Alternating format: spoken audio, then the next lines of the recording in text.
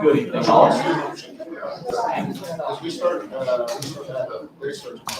It is 6 o'clock, and we do have a quorum of the board present. So I will call this special meeting of the Bennington Board of Education to order at 6 o'clock. Dr. Calderon and Mr. Greason will not be joining us this evening. This is a public meeting of the board, and so it is governed by the provisions of the Nebraska Open Meetings Act, which is posted in the back of the room. We do have a brief yet eventful agenda for this evening, covering curriculum proposals, as we usually do, although in a slightly different format than usual. I will also talk high school programming and birth to 5 programming this evening as well. So with that, let's kick off our review of curriculum and personnel proposals. Dr. Hokie, good evening. I want to start by walking you through your binder very quickly of this year's proposals. The very first item you have in your binder is our color code list of proposals from a year ago. And the ones in blue are those that were approved by the board through our committee process.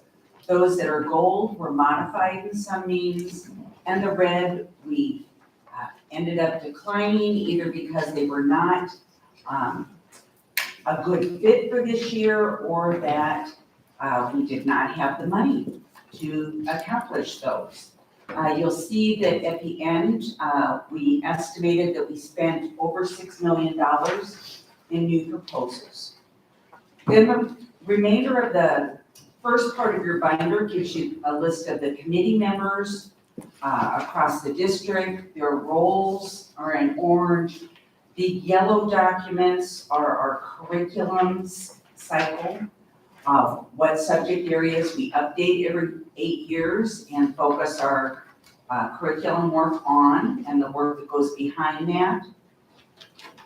Then the next 3 white pages talks about the estimates and enrollment that we base our proposals on, that the principals and staff members use as they estimate those. The pink sheet is an estimate of what it costs to add a personnel position. And then we break it down into different colors for the different requirements and areas. The lavender is your elementary information. Currently, how many classrooms, how many students in each classroom, then curriculum requirements, our class size history over the last 15 years, what we have to teach in the elementary, approximately how the time is broken up in an elementary day. And then we move into the white section, which is middle school, their schedule, the courses they currently offer with the numbers of students in those classrooms at each period, as well as specials, exploratories, for the middle school. And then we get to the tan section, which is similar for the high school. The high school schedule with the number of students in each course section, what teachers are teaching, then our requirements of a 4-year plan for students. We are required by the state of Nebraska to build a 4-year plan with every student. And so this is the model we use. And then we map out how many students are in each section based on each course that we offer in our high school. And we estimate how many sections we're going to need for this coming school year. So that's the pre-information that everybody starts with as we write our proposals and figure out how many teachers we estimate we'll need, and then open it up for new ideas from staff and community members as well. So after you flip beyond the proposal sheet, the first sheet you'll find is the rankings of the proposals. After the proposals were written and turned in at the end of October, the 1st of November, the district committee met. Each proposal was reviewed, presented, discussed, questioned, And we had a total of 63, I believe, 68 proposals this year, 2 added in the end. which took us about, that's actually about 25 less than last year that we had, which makes sense because we're not opening new schools this year.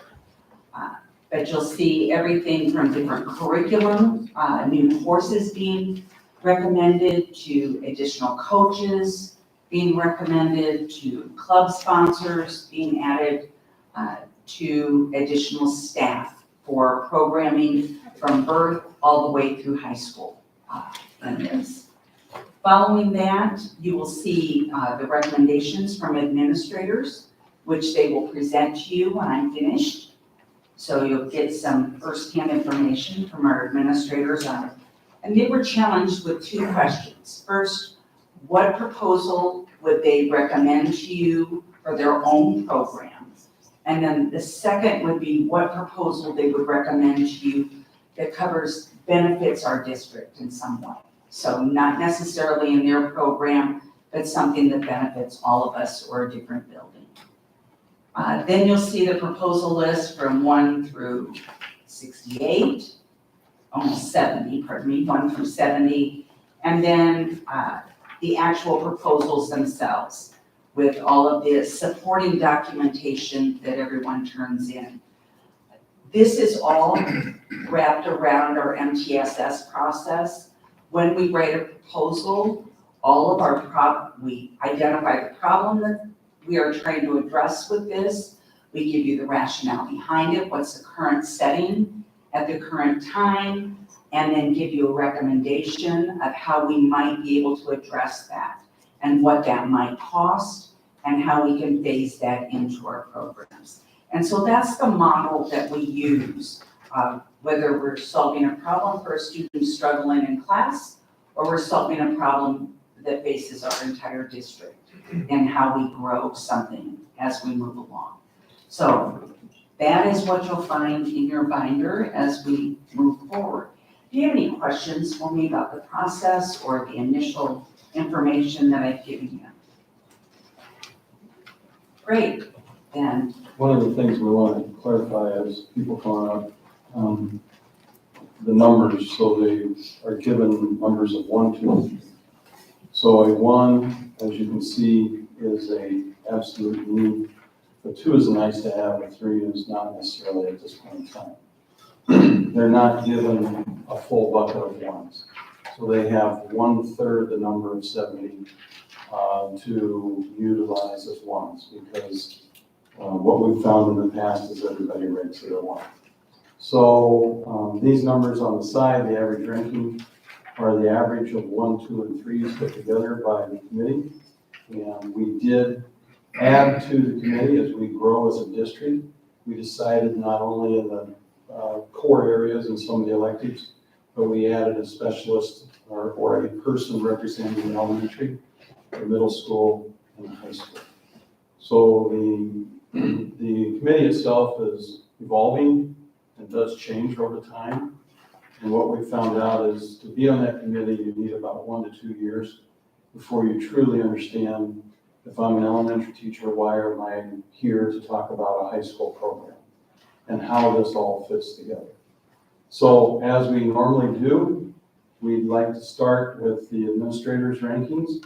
And I believe we went alphabetical this year. So Mr. Boyce, I believe you are up. I was hoping it was more for looks, but. Well, okay. All right, so as Dr. Hodes spoke, she mentioned that we were asked to identify 2, one that affected us directly and one that didn't directly affect us, but we felt it was needed for the district. This year I wrote 4 proposals for classroom teachers, a kindergarten, a 1st grade, a 3rd grade, and a 4th grade. Kindergarten, for obvious reasons, we are continuing to grow. This year we are the smallest K-5 building in the district. Next year we will be growing percentage-wise by the largest amount. Why 4th grade? Kindergarten numbers speak for themselves. Kindergarten, 1st grade, we're moving 24 kids in a class into first grade. So with obviously any growth, that will speak to the numbers there. Third grade, we're moving 3 second grades into 2 third grades. That currently is sitting at 32. Probably not the best choice to highlight in this moment. So I chose fourth grade. We're moving 2 third grades into 2 fourth grades. Those third grades are continuing to grow. We actually had another enrollment for a third grader today, which will put both of our third grades at 24 as of next Monday.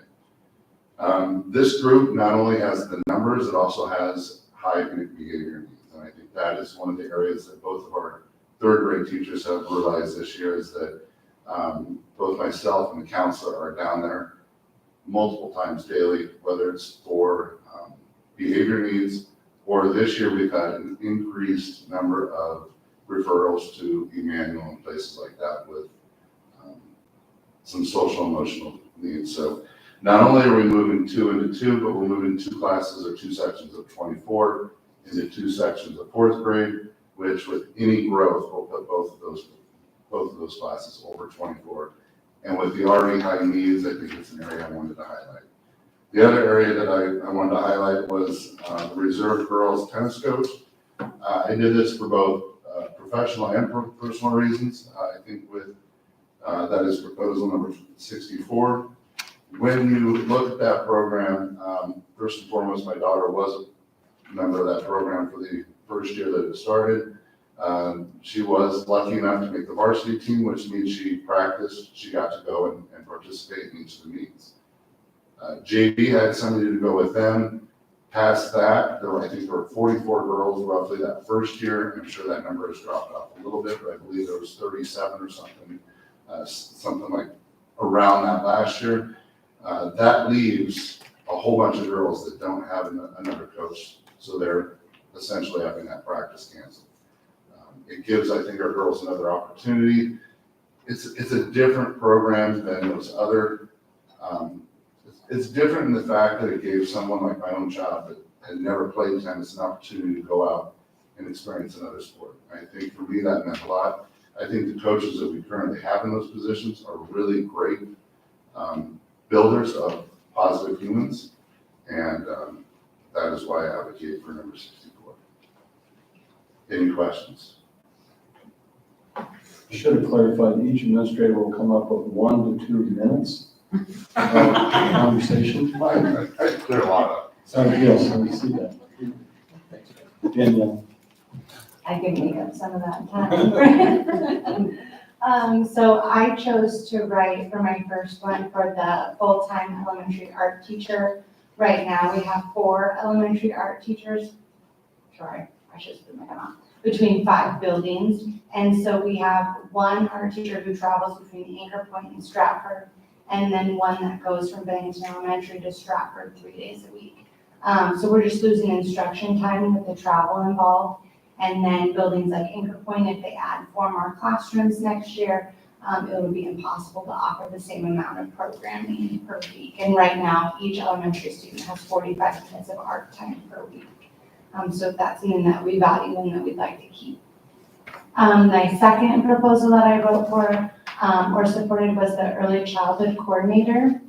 You'll actually hear more about this position later in the evening, or this program later in the evening, but it really is a special program that offers, birth to 2, and then our 3-year-olds through 5-year-olds and the services that they can get. As an assistant principal last year at Anchor Point, I got to see some of this program in action, and it really is a special program. So hopefully we can continue to support and develop this program as we grow. Questions for me? Thank you.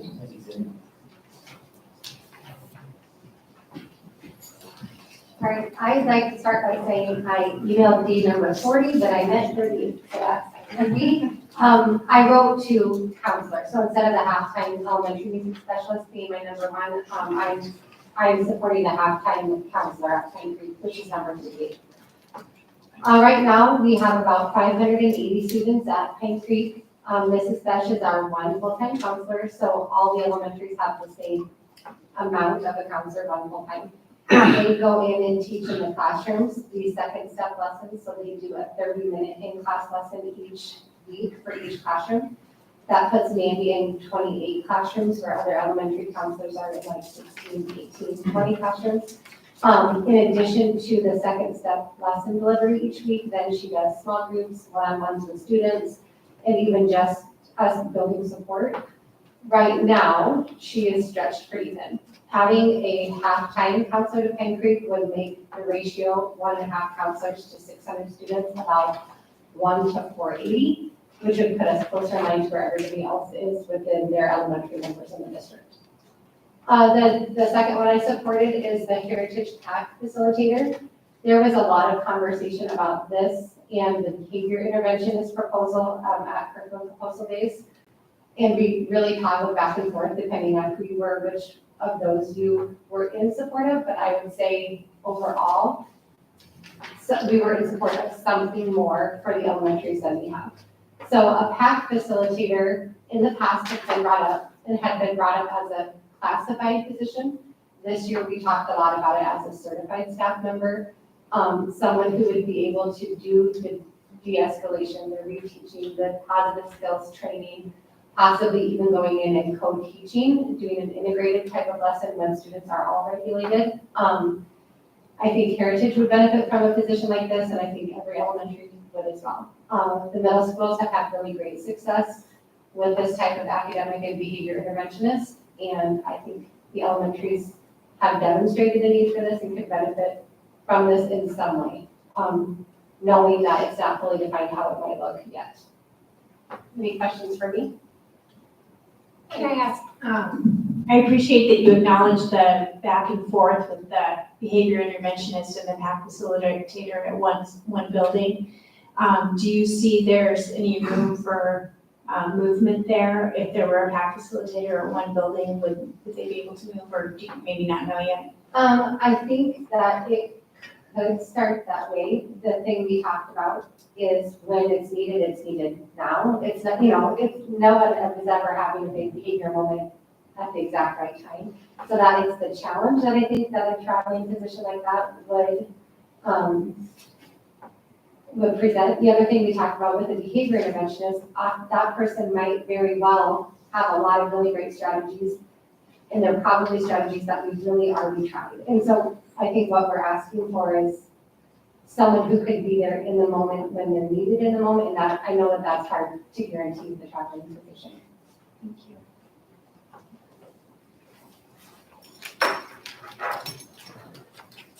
All right, I have prioritized 2 proposals this evening. The first is for Stratford Kindergarten. That was the only classroom teacher that I wrote for this year. When I consider kindergarten, that's a very, very important year with our youngest learners coming in. We'll start the year next year at our recommended class size of about 24.5. So without any additional growth or students coming in mid-year, we're already at that large class size. We've had a lot of students come in with a lack of experience just in a school setting, may not have attended any preschool, or just don't know those school routines and procedures as well as some who may have some experience. So we've found a lot of students that we've had to spend some extra time with and put some extra special procedures set for them. So we would like to prioritize kindergarten at Stratford. The other one that I prioritized is the South Middle School core 6 through 8 teachers. When I think about the core instruction, very similar to our elementary building, it's really important to offer those class sizes in a way that you can support kids. For them to have their middle school philosophy and teaming and student support time, and be able to focus on those students in those core areas, we need to be able to have those smaller class sizes very much like we do at the middle school.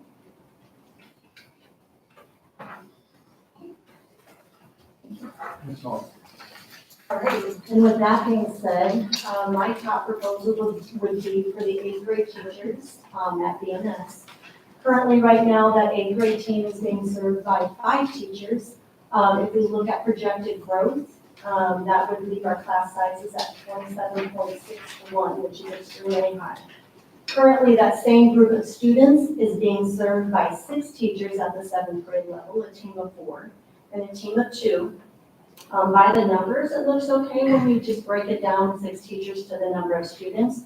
But when we look at scheduling advanced math classes, there's advanced math at the grade level, plus scheduling our special education students. Class sizes are a little erratic. We have multiple core classes right now with that 7th grade group. Core classes of 28 and 29.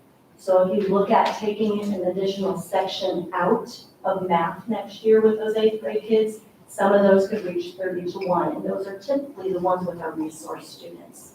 So we really want to look beyond the numbers and what that would look like in the actual classroom when we go to schedule students in. As far as my priority for district proposal, I am very highly in support of the young adult program. I think our 18 to 21-year-old community members, students, we need to do as much as we can to support them right here in Bennington. Whitney and Jody did a great job. They surveyed parents. Parents of these students are in support. And in the long run, it should save our district some money. So we get to keep our kids, they get to be part of our community and potentially save our district money. Questions for me?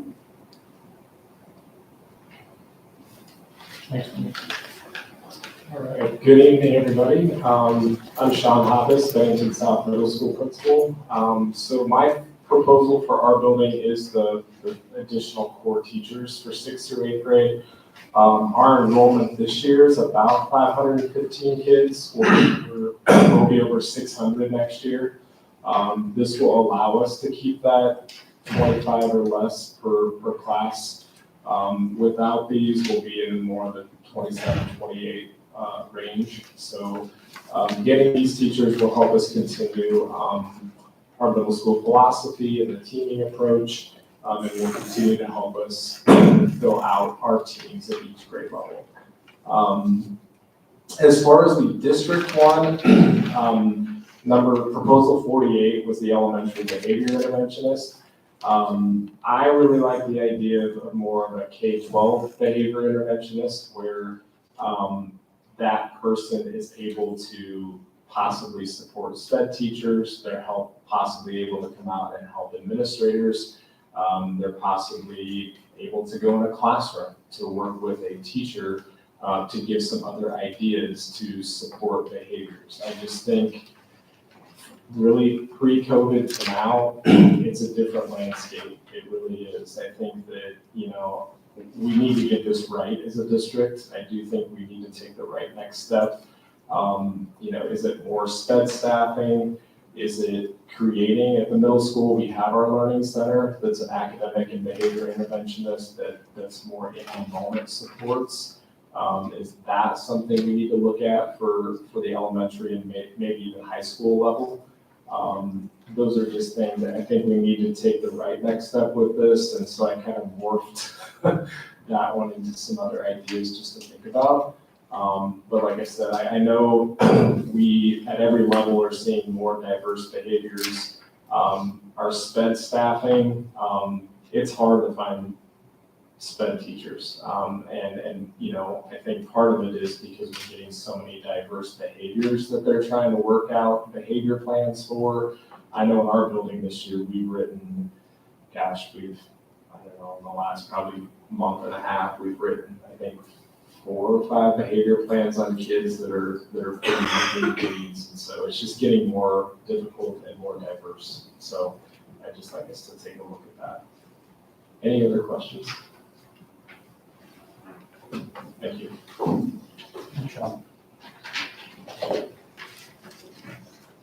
Good evening. My proposal 68 refers to classified staffing at the high school in the form of a vocal music accompanist. It is not in addition to the current person. The current person that is in that position is 6.5 hours a day, 32 hours a week. So this would be to move this person to a full 40 hours per week, which would, my guess, include benefits in the form of insurance.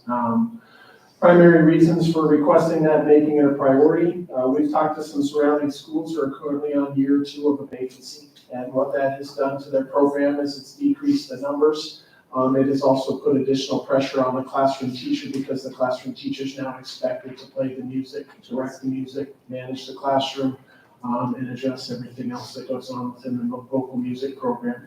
In addition to the classroom, this accompanist works with our spring musical from January through March, which impacts over 200 kids. So over the course of the year, you're probably looking at a vocal music accompanist probably having a positive or lack of negative impact on roughly a third of our building, 300 kids.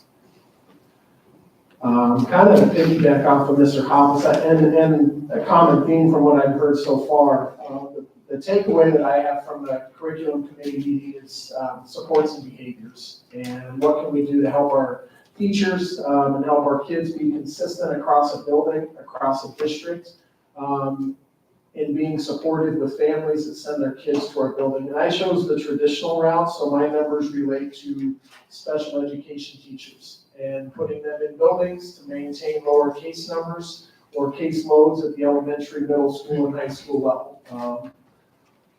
Not trying to sound like a broken record, but we are seeing more of those, I wouldn't say significant behaviors at the high school level, but we see a lot of situations where kids need to be in isolation for 5 or 10 minutes. They need to just have somebody to talk to, somebody that's available to de-escalate a bad peer moment or a bad teacher-kid moment. Sometimes that's an administrator, sometimes that's a counselor, sometimes it is a special education teacher. But if that kid, particularly at the high school level, has the same teacher for 4 years, they usually build a positive relationship and are able to help that kid grow into being an effective and positive person in our building.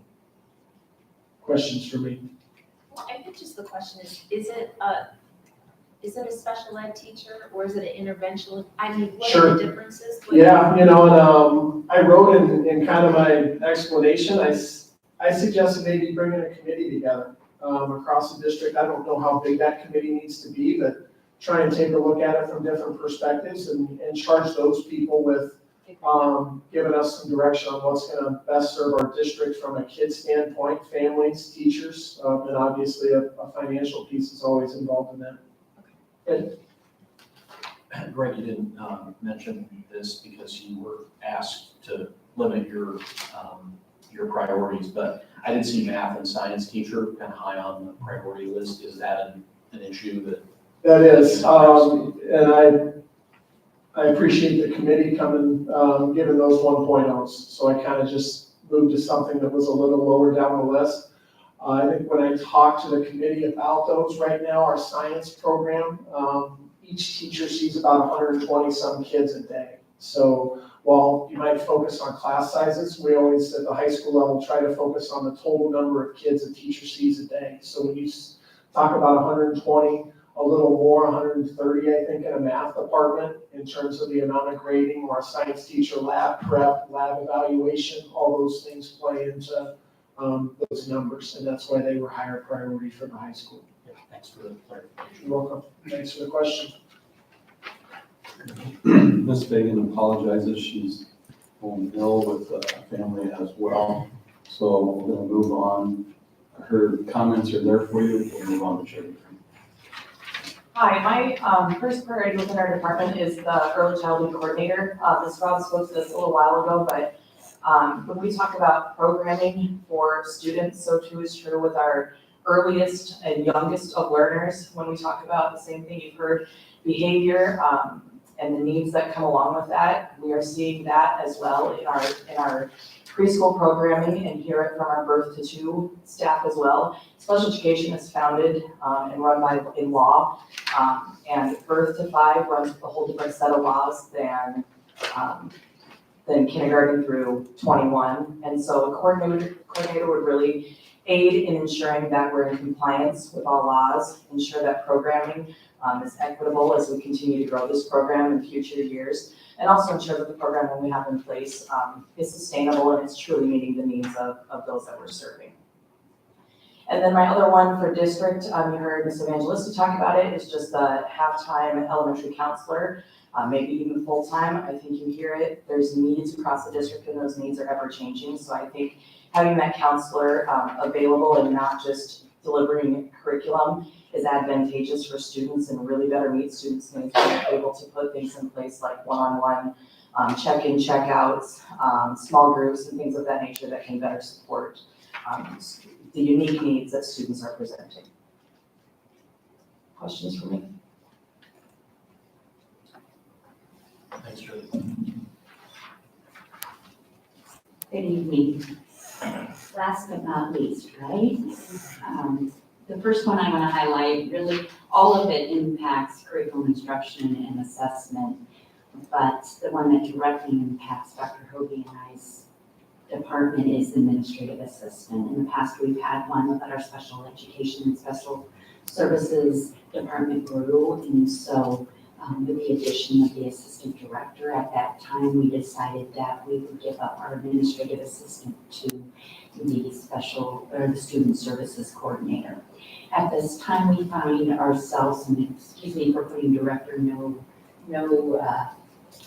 disrespect to Dr. Hoagie as the assistant superintendent, but we do spend a lot of time putting in data and data input and looking and printing reports and letters going out that could be formulated from an administrative assistant or done by an administrative assistant to free up more time for us to be engaged in the daily activities at the school building and get them more, and not just the managerial pieces of that. So that is the one I want to highlight.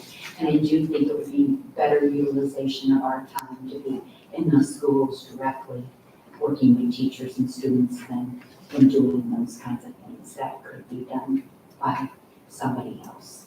I'm not going to belabor the behavior anymore. As you can see, I highlighted two of them, and the reason I did two of them because you heard different opinions up here in discussion as you asked Kara about special ed, interventionalists. There is degrees out there on trauma and behavior right now, and currently I do have staff that I've worked with currently at Heritage and Pine Creek that are getting those degrees. So there is special degrees that do address this, and a lot of times it does come within the special education department. I'm in a mixed feeling of what Mrs. Evangelisti said, that we need it directly with students at the time of the behavior, but I also want to build capacity in our classroom teachers to address that behavior because there might not be somebody available. And the power of addressing it with that teacher and building those relationships and having the skills is very impactful, but I do understand there is times that it has to go without outside the classroom, and there has to be some reteaching, so it doesn't take away from instruction within the classroom. So I like Greg's suggestion as he sat up here, and we need to dig deeper into this, but I do see this as an unmet need right now that we do need to address, and how we're going to address it is yet to be determined, but you can see a huge focus, as I'm the last administrator, a lot of them focused on behavior and those social emotional needs of our students. If we don't have those under control, then learning is impacted. You stay a minute. Yes? Dr. Hoagie, can you approach the bench, please? You're giving me two more because I'm in dual role. You're going to use your quote up over the last 15 minutes. I guess the question on my mind is there has been a lot of discussion about interventionists and counselors, and a lot of mixed opinion. I think a shared opinion, right, that this is something that we need to address, but we're still kind of searching for maybe what the right approach is, right? So the curriculum proposal process is not necessarily kind of evaluating these proposals on a standalone basis. Can you help me with what your thinking is on how we come to a solution? The sort of the Bennington's answer for this problem, but what are the next steps on that? Well, typically we would take, Dr. Hawk and myself would meet with our subcommittee off the board to discuss options and best fit. Oftentimes we will pull together a committee of teachers and administrators to discuss those options so that when we come to the board committee, we'll have some kind of suggestion on how to modify to best fit. So that would be my plan of action before the curriculum committee of the board would meet, is to pull together some teachers and administrators to do some evaluation of what might be our best model.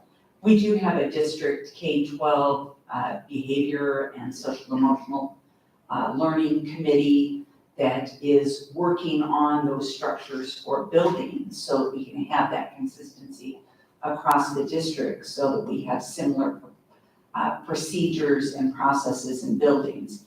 And that would be a really good committee as well to bounce these ideas off of as well. Thank you. Any other thoughts or questions? That's right. Thank you for coming back. One of the things that the board needs to be reminded of is there's about 4.6 million in proposals.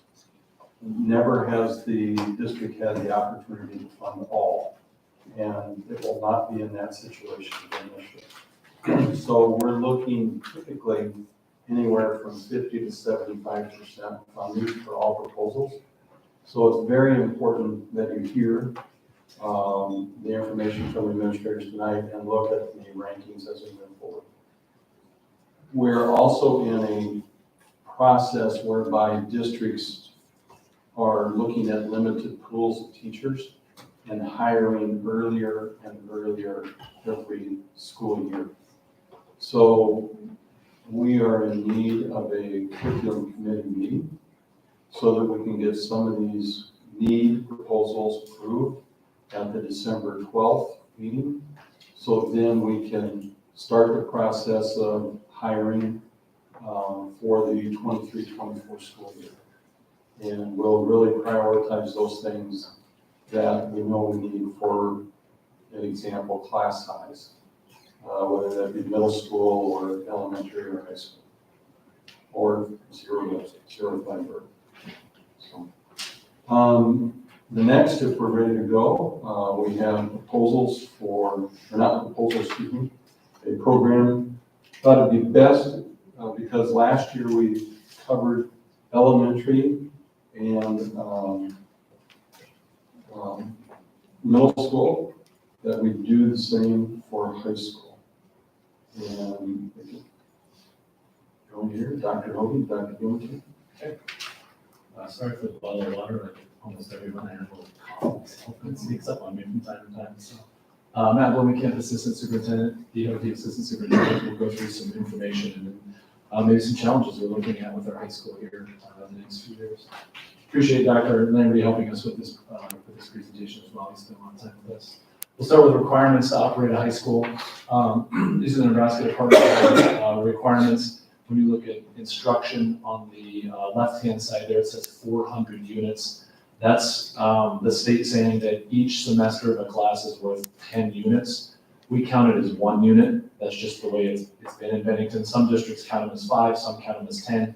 We count them as 1. So if we were to count where we're at, we'd say a minimum of 40 units or 40 graduation credits. Now, we have more than that, and I'll talk to you in a minute about what that looks like, but the state requires 400 units, English, math, science, social studies. You see the other things that are available. Doesn't mean that everybody has them as graduation requirements, but they do have them as available classes. Mandatory requirements on the right side, accreditation. Have to make sure our teachers and administrators are certified. That minimum hour of instruction at 1,080. State ACT is our assessment, state assessment is the ACT. Those are requirements.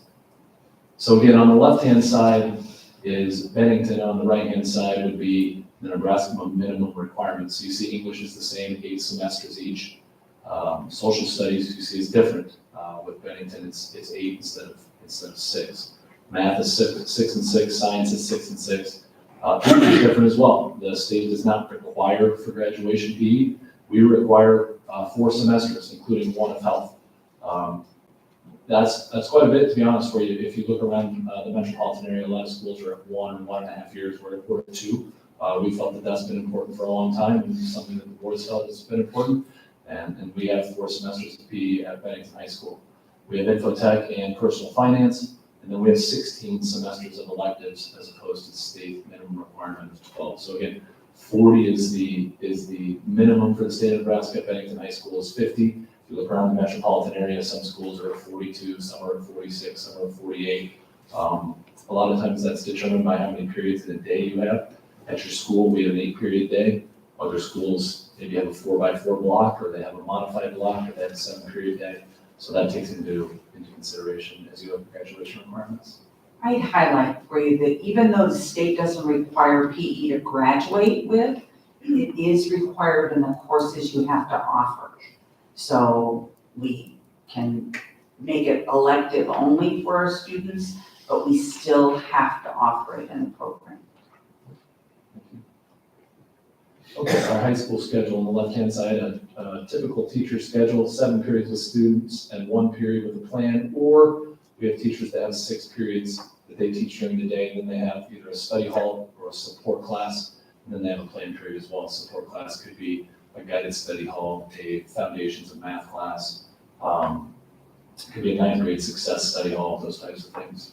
Part-time is 3 periods plus a planned period, and then Dr. Henry talked earlier about average number of students per teacher. You can see in the core areas what our core teachers are teaching on a daily basis this year at Bennington High School. On the right side is the student schedule, typically for particularly freshmen and sophomores. A lot of times 7 classes in 1 study hall. You're going to take 4 classes plus electives to get them to that 7 periods.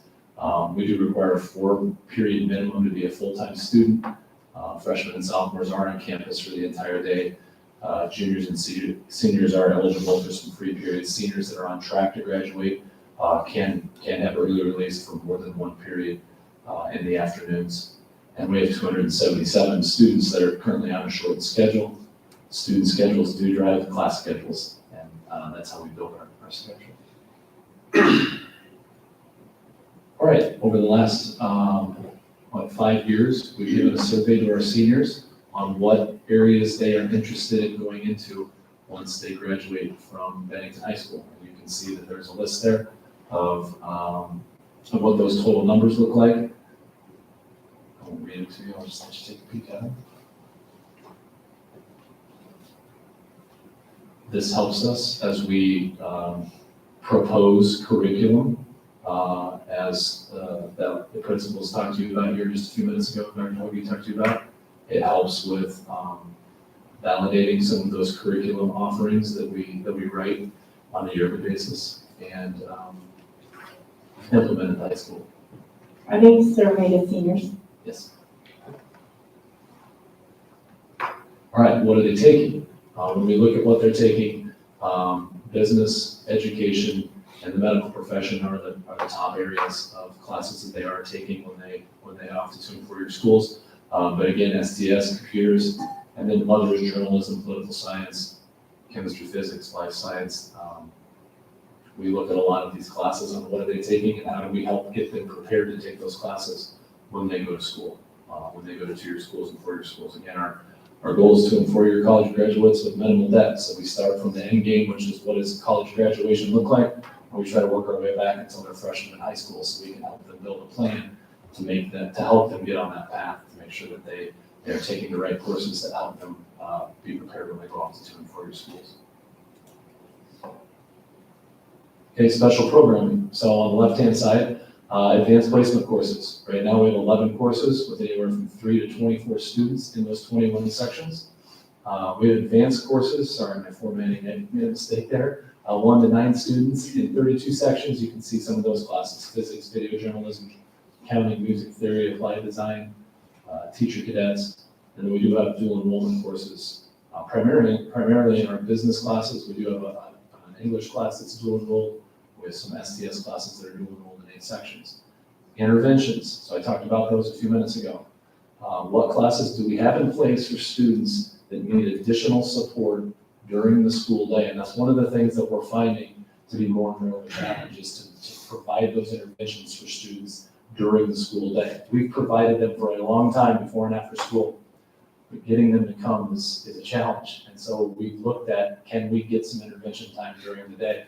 Foundations of Math, that's an 8-to-1 student-to-teacher ratio. There's 6 sections of that. Guided study halls, those are in our English department, 1 to 7 students. Our 9th grade freshman success study hall, that is relatively new. That's a program we've worked on through the University of Chicago. Many schools across the metropolitan area were involved in that as well. And that's looking at students, making sure that they're on track to graduate by the time they're done with their freshman year. And that seems, wow, that's a long ways away. But when we actually dug into the data, we were having freshmen that were not on track to graduate at Bennington High School. And so we wanted to look at some interventions in place to try to help them be more successful. Credit recovery, again, students that do fail class, we wanted to maintain providing opportunities for our students to graduate on time from Bennington, and credit recovery, again, before and after school and in summer school are options. But again, we're having a hard time getting students to come. So credit recovery during the school day is something that we've put in place as far as interventions. And then our co-taught classes with our special education teachers and our English and math instructors, and we have 23 sections there. All right, what does that produce? That produces a school that's pretty high in academic achievement. And if you look at our ELA scores, look at our math scores, look at our science scores, we look at that 20.8, we look at the state of Nebraska class average of 16.7, 21.5 and 17.7 for math, and 21.4 and 18.8. That's a significant difference. What's another important number to look at is the number of students that are on track for career and college readiness. In the area of ELA, we're at 73% of our students that are on track, where the state average is 46, 73 and 44 in math, and 73 and 48 in science. As a former high school principal, I believe the interventions and the programs that we have in place are producing students that are getting ready to go off to 2- and 4-year colleges or whatever else they are interested in doing after they graduate. And I think these numbers are helping support that.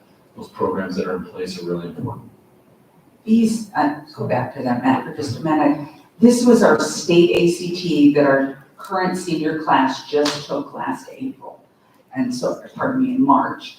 And so every single junior across the state of Nebraska takes this test and is included in this. This past week, state scores were announced and released, and you saw comparisons from 2018-19 to the current year. You'll see our juniors pretty much within a couple of tenths of a point either remain the same for their score or drop just very slightly. So we did not see the impact that other districts saw with their juniors dropping. And I firmly believe it's because of those special programs during the school day where we're supporting kids. Thanks. These are our AP scores from last year's juniors and seniors. They took those tests in May. The scores came out in mid-July. When you look at an AP score, they're scored a 1, 2, 3, 4, or 5.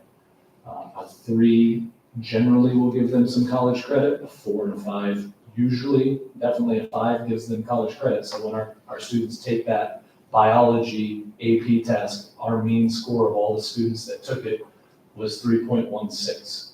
How many kids, if you go over 4 columns, BHS scores of 3 or plus, 3 plus or more, 80% of our kids are earning college credit in biology when they take it. If you look at calculus, 4.63 mean score, that's off the charts. 95% of our kids that are taking a calculus test are earning college credit. That's fantastic. And you can see there's room for improvement. There are some areas that we need to get better at, and we're continuing working on those things. But our AP scores we were very pleased with at the high school here this last year. Matt or Rick, I'm sorry, Heather. Nope, and just to clarify, the number, is that the end number in parentheses? It is. It's a number of 25 students. kids took biology and so on. That's the number who took the test. Yep. We had larger class sizes, but the students do have the option of taking the test or not. And so those are the students that took the test. Matt or Greg, do you happen to know offhand what percentage of students take any AP course and whether that's increased over the raw numbers to my eye are up, but so would enrollment. So I don't have that in front of me. I believe we have that information, that we track that. Mr. Rishon tracks that at the high school, and so I can get that for you. I was I don't just have it off the top of my head. I just saw some AP proposals, and, if there are areas that, would promote additional participation or opportunity, I think they're worth exploring, so. Okay. These are floor plans of Bennington High School, first and second floor right now. These are the classrooms that are currently occupied. As you can see on the first and second floor, we do not have any classrooms that are open right now. We are full. All of our classrooms are being used. On the lower level, we do have one room at the bottom. You'll see where it says resting room, and then there's an empty room in the corner there. That's our old weight room. And we've had discussions about looking at building that into a training room and another classroom. As we continue to have more students, that's going to be a conversation I'm sure that Dr. Landry will have with us more often. Our training room is up near the top there. It is, for the number of students that we see on a daily basis, it's becoming, small. And so that's what we could add is in that room. But when you look at both the first and second floor, our classrooms are full right now. We have 40 regular classrooms with 31 core, 9 science classrooms. Again, science classrooms we highlight because it's pretty difficult to move teachers or move classes out of the science classroom because of the labs. All right. 7 special education classrooms. We have 2 art rooms, band and choir, and then you can see our specialty rooms below. Other available spaces: the auditorium, balcony, and mezzanine, which we used during COVID to feed students at lunch.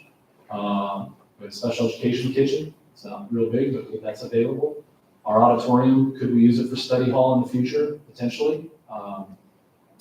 Activity entrance. We have that forum seating or forum steps in the activity entrance that could maybe be a spot. Our administrative conference room that we use right now could potentially be turned into a classroom. And then what would we do with the library? Those are some other spaces potentially that we can use. All right, so enrollment. You've seen this chart, but you haven't seen the blue column in the middle. So the gray number are students that are currently in our district. So right now in 2022-23, at the high school, we have 1,011 students. In 23-24, we will have at minimum a 4% increase because those students that are currently in 8th, 9th, 10th, and 11th move into the high school. That's how many kids we have. And then when we go to 24-25, 1,103, that's how many 7th, 8th, 9th, and 10th graders we currently have in the district right now, and so on and so forth. The black column is our historical growth projection, which you've seen that when we did our bond presentations here. And those were some numbers that were some questions that were raised around that. So what I did is I went back and I looked at splitting the difference for the most part of where we are definitely going to have these kids because they're already in our district, and what our historical growth projection looks like, and I called it a conservative growth projection. I don't believe that we won't have some growth over the next 4 or 5 years. And so we put those numbers in place, or I put those numbers in place, just to show as we move through the next couple of slides what that may look like with 5% next year and 6% as opposed to 6 and 8, and 9.5 as opposed to 11, 10% as opposed to 13. When we talk about classroom availability, I use those conservative growth numbers on the left side, 5, 6, 9, and 10. I use the same enrollment numbers that I use there. And generally, we've tried to increase staff at the same percentage as we increase students in our building. So right now, we have 61 teachers in our building, and 61 classrooms are being occupied. So a teacher has a planned period, one of those 8 periods. That means during the day, 68 classrooms are available if we needed them during the day, if we move that teacher out of their classroom during their plan. In 2023-24, if we go up 5%, we're now down to 57.75 classrooms available. And you can see as we go 24, 25, 25, 26, 26, 27, we start to lose classroom availability, and we have teachers that are moving in again.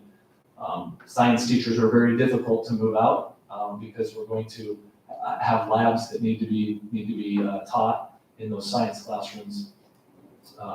But 40.25 is the number when we get to 26, 27. Okay, activities and athletics. These are some programs that we've had where we've made cuts in the last year. If you look at volleyball, we had 37 on our team this year. We started with 47, so we cut 10. In 21, it was 41 to 36. Baseball, in the last 3 years, we've made significant cuts. Boys basketball, we've made some cuts as well. As we continue to get bigger, generally we have the same number of teams that participate in our activities programs, our athletic programs, as a big Class B or a Class A school has. And so will we have to look at more cuts? We might have to do that as we continue to grow with the space that we have. So fine arts, musical casting, how we set up concerts and performance, summer lessons, individual development opportunities, summer workouts with our weight program. Sorry, my cough's coming. Okay, possible impact of lower credit. Teachers losing common plan time. We feel it's important to have common plan time with those core teachers because of guaranteeing that viable curriculum that we have, that consistent curriculum. They're able to visit about what they're going to teach and how they're going to assess those things. Elective courses, would we have to suspend or eliminate some of those? When we have classes that only have 3 or 5 or 9 kids in a class, would we say, you know what, we're going to suspend this because we need that classroom to put 25 kids in because we're out of room for teachers to teach. We need those kids to go into those classrooms. Loss of activity choice, I just talked about that with potential cuts that may be coming. Credit recovery, I've talked about. Foundations classes, would we be able to provide those classes for kids when we have a ratio of 8 to 1 with a student and a teacher if we need those classrooms for those larger classes? We need to add more algebra classes, more geometry classes. Guided study halls in our English department. Talked about traveling teachers. Our lunch schedule may need to look different. How we serve, we may have to lengthen our lunch periods in order to serve lunch, which might reduce some of our instructional time. I've been in school districts where we've had open campus during lunch because we haven't had enough room to serve students throughout the course of the lunch period. That's a possibility. Our freshman success program I talked about a little bit as well, and a parking lot lottery. We are pretty much out of parking right now.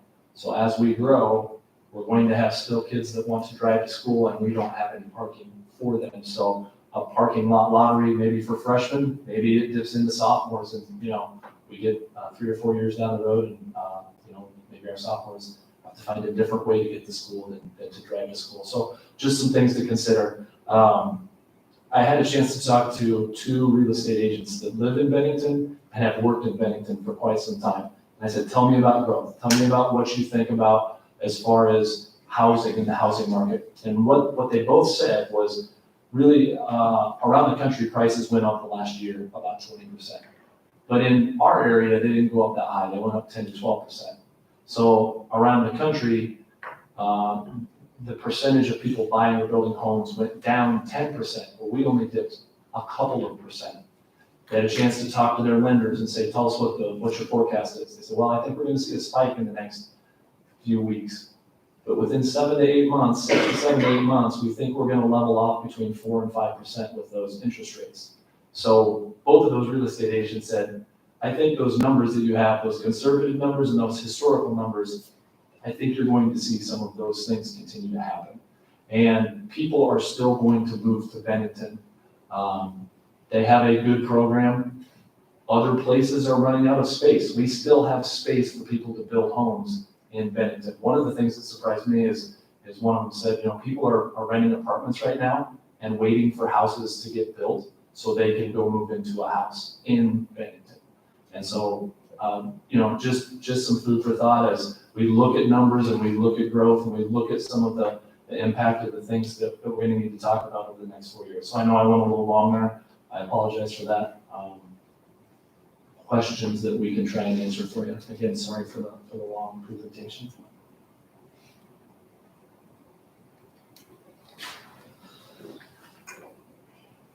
Thank you. Next. Birth to 5 program. The moment we've all been waiting for. Edge of your seats. Somebody's edges. Really exciting stuff. All right, I'm gonna talk to you about the Birth to 5 programming, and just kind of where we're at right now, and then trying to think futuristically.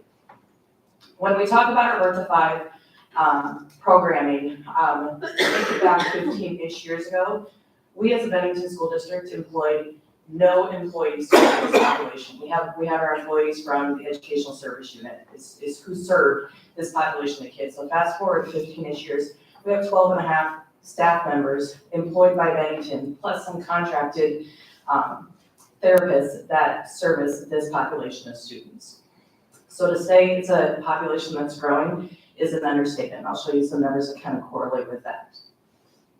Our Birth to 3 services, we are required by law to service any student who is in foster care, any student who has medical needs of a varying array of need, and then also any student that meets qualification under Rule 52, which is that law that I had referenced earlier with that birth to 5 coordinator. So again, founded in law, and we are required to service these kids. We're both regulated by federal and state requirements.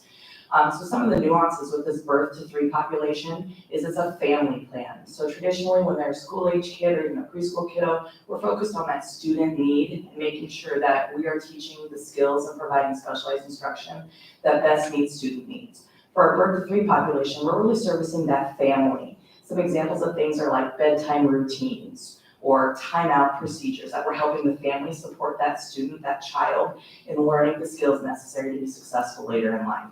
Our Birth to 3 do require many more meetings. They have an individual family service plan, whereas our 3 through 21-year-olds have an individual education plan. These meetings at minimum require 2 a year, whereas our school age requires 1 a year. And parents have the right to call meetings at any time. So it could absolutely be more than 2 meetings a year. Qualification criteria is different in Birth to 3 than it is 3 through 21. The staffing is different, the needs and how they're servicing are different, so there too requires different staffing. And really the biggest nuance and difference is this evaluation process. When a student is referred for evaluation, we don't have a choice on whether or not to evaluate that student. For 3 to 5, for instance, we can screen that child to get a better sense of, do they need a full special education evaluation, or are there just some developmental areas that can be worked on, but we don't necessarily need that full-fledged specialized instruction in place. For our Birth to 3 population, it's a non-negotiable. Per law, we have to evaluate, and ESU in conjunction with the Early Development Network that had done some research that shows it can take about 18 hours per student for evaluation. And then if you take, we had 180 meetings with families last year just with our Birth to 2 population, Birth to 3 population. This model goes into homes, whereas most of our other services, for the most part, are provided at our schools. And then their services are provided either on a weekly, bi-weekly, or monthly basis, kind of depending on what student needs are. Here's some of the numbers that I was referring to. The blue is the number referred, and just, again, 18 hours for referral, and if they're referred, we have to evaluate them. So you can see from 18-19 all the way to 2021, you can see that trend upward in the number of referrals. And if you equate that to the number of hours that takes to evaluate, clearly there's an uptick there. And then even the number verified, we would call that our hit rate, how many students are qualifying compared to evaluation.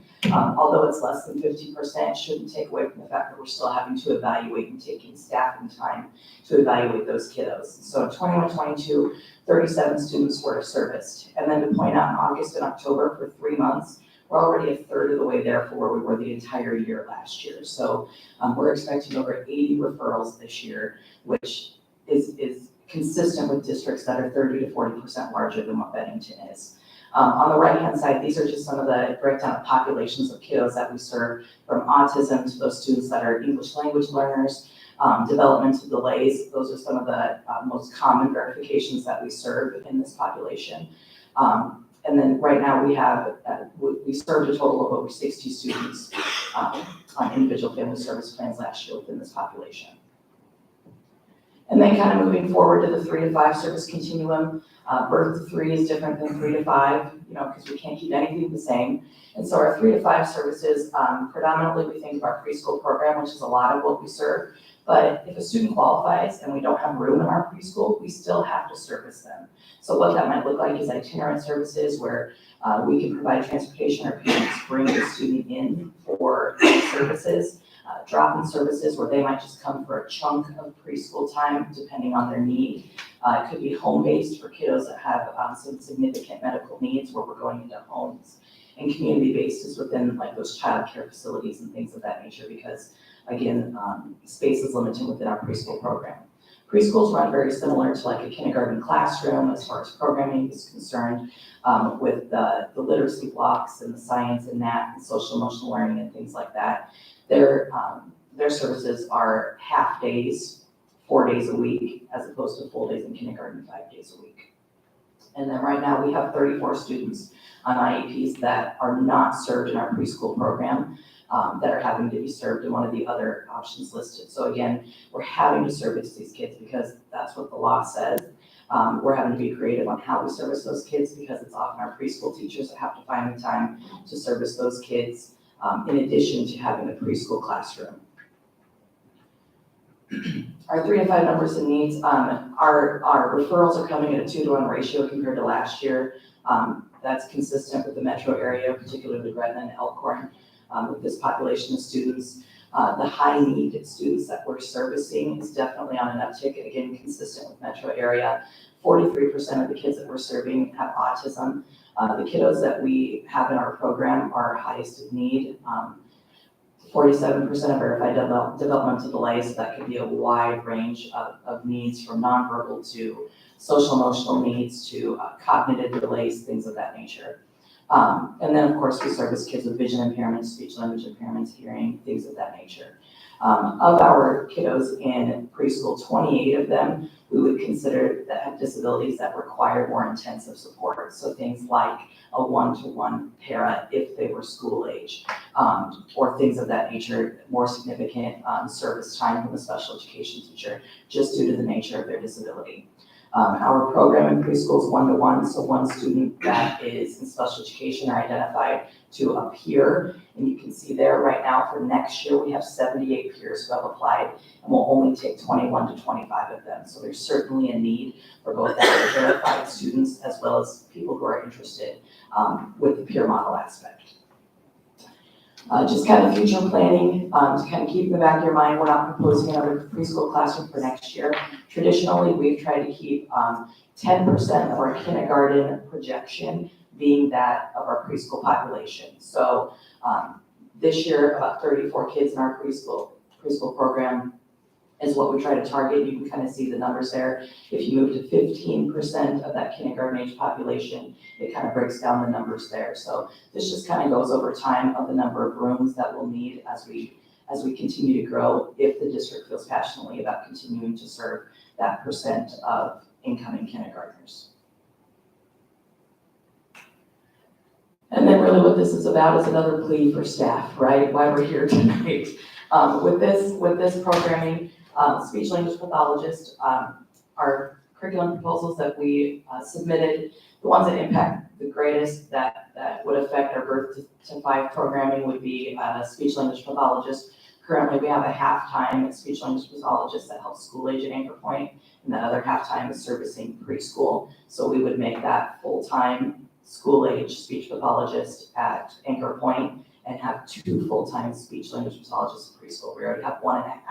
We would just be adding that other half-time to make it 2 full in the preschool. And the speech language pathologist really just helps service kids that are on that itinerant basis. So they just might have some mild language needs or articulation errors that they can come in for a quick service a couple times a week to be serviced through their IEP that way. And then the other one you heard from me earlier is that plea for an early childhood coordinator. Can't stress enough that this is true programming. It's not just 3 preschool classrooms with 60 kids that are on an IFSP. This is making sure that we're implementing everything we do with fidelity, making sure that we're implementing research-based practices, making sure that we're staying in compliance with the law. With the rate that this program is growing, I think we're not perhaps doing our due diligence in ensuring that that programming is as sound as what it could be with the addition of some personnel to help oversee this program. So with that, what questions do you have for me? I have a question on the referrals. Who are Yeah. the referrals coming from? Great question. So our birth to 3 population comes from the Early Development Network. So that could be anywhere from a doctor says, you need to get referred, so we might get a doctor's note. It could be, there's links on our website as well as the state that you can literally click on it, or EDN is the acronym. Click on the EDN referral, they submit it, the parent submits it, it goes to ESU, and then they send it to us. So that's how birth to 3 works, and then 3 to 5, we have a whole nother link if they have special education concerns on our website that they can fill out, and then we start the evaluation process to see if they qualify. The position that you were talking about, who's kind of filling that right now? Is it more on the preschool side, or is it? The early child coordinator, Yeah, you're looking at her. okay. And Whitney, alongside Whitney, I think we both, we tag team a lot of it, but there's so many nuances with that birth to 5 population, and federal and state mandates and regulations that we kind of tag team it, but it's very much on Whitney and I. Anything else? This may not be a fair question for you, but I'll ask it anyway, knowing you have support. Can you remind me how this is funded? So you led by saying we have a federal and a state mandate to serve these kids. Where do the dollars come from? Yep, we have IDEA funds, and then there are some that are able to be reimbursed. I can't talk a ton to that, so I'm gonna look at my, here it is. IDA funds are based on calculated formula. And it does not cover all of the needs that we have. So it is a little bit better than the 50% of reimbursement for special education. And IDEA being individuals, it's a federal regulation, so it's IDEA. So I was gonna ask roughly proportionally then, because students with needs have a higher cost than a traditional student. So special needs is roughly 50%, and then. Those students in a K through 12 program, typically the majority of the services that are provided for them can be reimbursable, not all. The preschool 0 to 5 is a different funding. So, and it's a little higher than 50%, but not total 100%. I think, when we first kind of started down the preschool path a number of years ago, we spent a lot of time talking about this issue because it's an underfunded mandate, if not an unfunded one. And so, kind of that 10% number on, I understand from a community appetite perspective, there's always interest in seeing more preschool space. But I think most people in the district think about, hey, my tax dollars are going for kindergarten through senior education, and it is a difficult thing to have to deal with a fairly high cost mandated thing that is not completely funded. And so I appreciate the information and building understanding on what we need to do to serve these kids in our community. Most directly impacted, it's often unknown and unknown world. So, thank you. Yes, Chris. Not so much a question, but just maybe watering the seed that's been planted over time is that I know we've had conversation about looking at those contracted services and bringing them in-house and how hard it is to find special ed professionals. So I'll just put a shameless plug here that we do have therapy professionals, including OTs and PTs, that are qualified and able to be things like the coordinator, for example. So sometimes expanding that search can make it easier on everyone. Thanks so much for your doing.